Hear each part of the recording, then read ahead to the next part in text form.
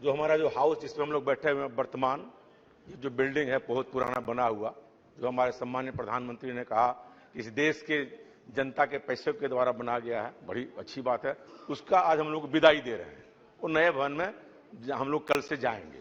इस भवन को हम बहुत प्रणाम करते हैं। इसने बहुत सारे दिन देखे 75 साल के आजादी के इतिहास में, और बहुत अच्छे से भारत का लोकतंत्र चलते रहा है। संविधान सभा के द्वारा जिसमें ये संविधान जो बनाया गया था, उस संविधान सभा में डॉक्टर अंबेडकर की मुख्य भूमिका थी संविधान को बनाने में। उन्होंने कहा कि भारत एक संप्रभु, सोशलिस्ट, धर्मनिरपेक्ष और लोकतांत्रिक गणराज्य होगा। लेकिन जो संविधान में लिखा हुआ संविधान की आत्मा के विपरीत आज काम हो रहा है। लोग धर्म के नाम पर वोट मांग रहे हैं, लोग हाउस में जय श्री राम कर रहे हैं, लोग हाउस में कुछ कुछ बोल रहे हैं। समझ में नहीं आता जो हमारे अंबेडकर जी ने जिस संविधान की रचना की थी, जिसमें धर्मनिरपेक्ष शब्द का उपयोग उन्होंने प्रस्तावना में ही किया है, उसके बारे में क्या भावना है इन लोगों को समझ में आता है कि नहीं। जो इन नारों को लगाते हैं हम समझ में आता। वोट में तो देखते हैं जो नेता हैं, बड़े नेता हैं देश के, वो हनुमान जी का गदा लेके कहते हैं कि वोट दे दो, जबकि संविधान में धर्मनिरपेक्ष कहा गया है और धर्म के नाम पर वोट मांगना उसमें तो डिस्क्वालिफिकेशन हो जाता था। आपको हमको ताज्जुब लगता है कि पता नहीं इन लोगों को लोकतंत्र तो लोकलाज से चलता है। यदि कोई लोकलाज ही खत्म कर देगा तो लोकतंत्र कैसे चलेगा। लोकलाज बचा के रखिए तभी लोकतंत्र चलेगा। और जहां तक बात है, हम लोग हर अच्छे काम का हमेशा सपोर्ट भी करते हैं। जो अच्छा काम है अच्छी बात है। हमारे सम्मानीय प्रधानमंत्री जी ने कहा कि मैं इस सदस्य का सदस्य एमपी बना। वो कभी सदस्य के एमपी नहीं बने, वो सीधे प्रधानमंत्री बन गए। एमपी का शपथ उन्होंने बाद में लिया, प्रधानमंत्री का पद पहले लिया। सुने, विदाई पर भी बोल रहे हैं, लेकिन उनको एमपी का दर्द समझ में नहीं आता। बोले कि हम सब बंद कर दिए, एक दिन तनख्वाह एमपी का नहीं बढ़ा। क्या एमपी लोग जो गरीब हैं, जैसे हम लोग हैं, हम लोग तो वो तो आज मेट्रो में चढ़ते, हम तो रोज मेट्रो में चढ़ के प्लेन पकड़ने जाते हैं। पैसा ही नहीं है, गाड़ी का कहां से जाएं। इसलिए जो हमारे एमपी हैं, जो गरीब एमपी हैं, उनका भी ध्यान रखिए। अब निशिकांत दुबे जी के हम बड़े आदमी तो हैं नहीं, जो हमारा, हम तो साधारण जानते हैं मेरे बारे में, जानते हैं चौबे जी मेरे बारे में कि कैसे हम गरीबी में चलते हैं। इसलिए हम चाहते हैं कि जो संविधान सभा के द्वारा जो आत्मा किया गया, और बहुत सारे लोग, देश की आजादी में कोई रोल नहीं है, देश के संविधान बनाने में कोई नहीं है। एक है, कोई पेपर में पढ़े, कोई विवेक देवराय जी हैं, वो कह रहे हैं संविधान बदल देंगे। ये बताइए संविधान कैसे बदल देंगे। इसलिए इसको हम चाहते हैं कि जो संविधान के साथ छेड़छाड़ किया जा रहा है, ये सब काम नहीं होना चाहिए, तभी लोकतंत्र बचेगा। और देश की जनता ने बड़े बड़े सत्तारूढ़ दल को चने चबवा दिए हैं। ये देश की जो जनता है, ये जागरूक जो भारतवर्ष की जनता है, जितने को भी अहंकार जब सत्ता में हुआ है, उसको चना चिबवाने का काम इस देश की जागरूक जनता ने किया और सत्ता से उखाड़ फेंकने का काम किया। ये हमारा लोकतंत्र है। ये लोकतंत्र कोई एक दिन का नहीं है, वैशाली के जमाने से इस देश में लोकतंत्र चला आ रहा, आज से लोकतंत्र है हमारा। ये तो ट्यूडर पार्लियामेंट जो कहते हैं, वो ट्यूडर पार्लियामेंट जो अंग्रेज लोग बोलते हैं, पहले मेरे यहाँ ट्यूडर पार्लियामेंट था, ब्रिटेन में पहले लोकतंत्र, उसके पहले मेरे यहाँ लोकतंत्र था। लिच्छवी का गणतंत्र, वैशाली का गणतंत्र, जो गणतंत्र इस देश में है, उसकी एक परंपरा रही है, उसी परंपरा के हम लोग हैं। आप जानते हैं अमेरिका में अभी जो चुनाव हुआ था ट्रंप और जे बाइडेन में, ट्रंप हमला कर दिया कि लोकसभा, उसके जो हाउस जो उसका सदन है, बोला कि हम ही प्रधान राष्ट्रपति रहेंगे। लेकिन इस देश में ऐसा कभी नहीं हुआ। जब सत्ता परिवर्तन की बात आई हो, इस देश की जनता ने, इस देश के नेता ने, चाहे वो किसी दल के राजनीतिक नेता हो, किसी दल के प्रधानमंत्री हो, स्वेच्छा से जाके राष्ट्रपति के यहाँ इस्तीफा देने का काम किया। हम तो 3 बार लोकसभा में रहे। 11वीं लोकसभा में मुझे 3 प्रधानमंत्री को देखने का मौका मिला है। वाजपेयी जी 13 दिन के प्रधानमंत्री थे, तुरंत जाके इस्तीफा दिया। देवगौड़ा जी बने, उन्होंने इस्तीफा दिया। गुजराल जी बने, उन्होंने इस्तीफा दिया। ये तो हमारा स्वस्थ लोकतंत्र है कि जो बहुमत यहां होगा, उसके बाद सीधे हम राष्ट्रपति के यहां जाते हैं और इस्तीफा देते हैं।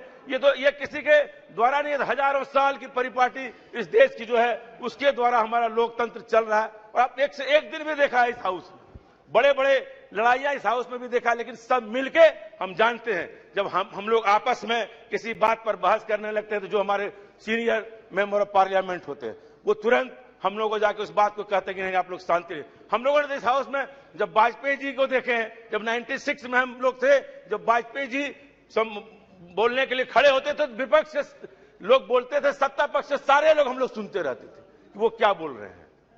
लेकिन आज क्या परिपाटी है, जब हम लोग बोलते हैं विपक्ष का लोग, एक भी सत्ता पक्ष एमपी नहीं रहता।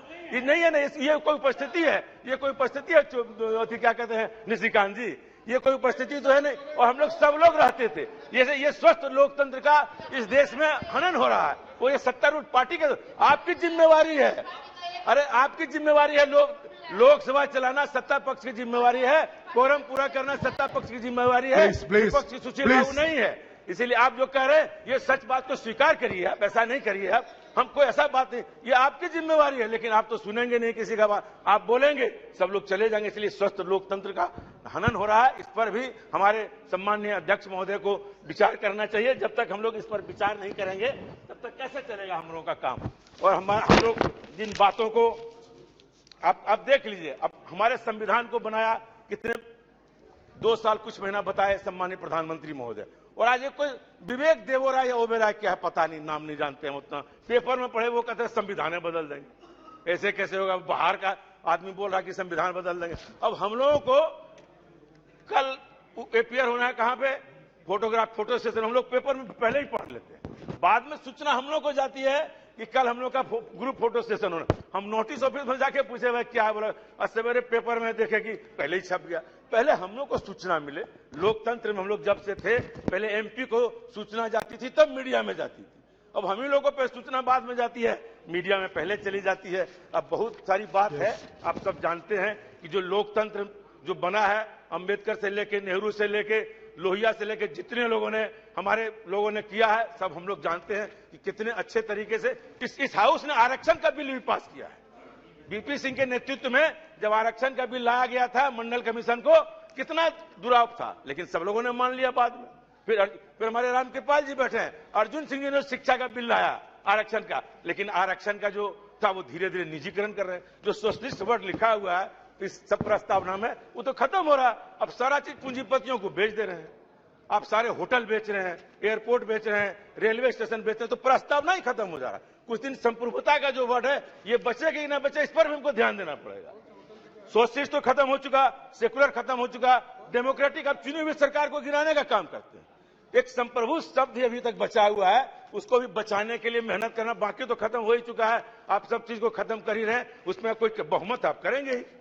बहुमत में लोगों को सत्ता पक्ष और विपक्ष जो बना हुआ है, सबको मिलकर काम करने की आवश्यकता। एक एमपी का कोई सलाह नहीं लिया जाता।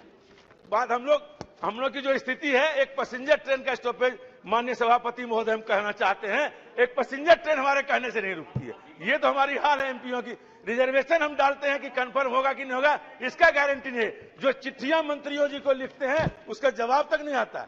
जो मंत्री चिट्ठी का जवाब ही नहीं देता। इसलिए हम लोग एमपी का भी मान प्रतिष्ठा इस शासनकाल में गिरा है, इस पर भी विचार करने की आवश्यकता। तनख्वाह तो मिल ही नहीं रहा, हम लोग बहुत परेशान हैं। इसीलिए इन चीजों पर भी ध्यान देने की आवश्यकता है। इसलिए हम चाहते हैं जो हम नए भवन में जाएं, नए उत्साह के साथ जाएं, नई सोच और नई विचार के साथ जाएं, और लोकतंत्र को में जो संप्रभुता है इसको बचाने के लिए हम सारे लोग काम करें। सेकुलरिज्म को बचावें, सोशलिस्ट को बचावें, और डेमोक्रेटिक गणतांत्रिक राज्य बनाने के लिए हम काम करें। सब मिलकर, सारे एमपी मिलकर। इन्हीं बातों के साथ मैं अपनी बात को समाप्त करता हूं।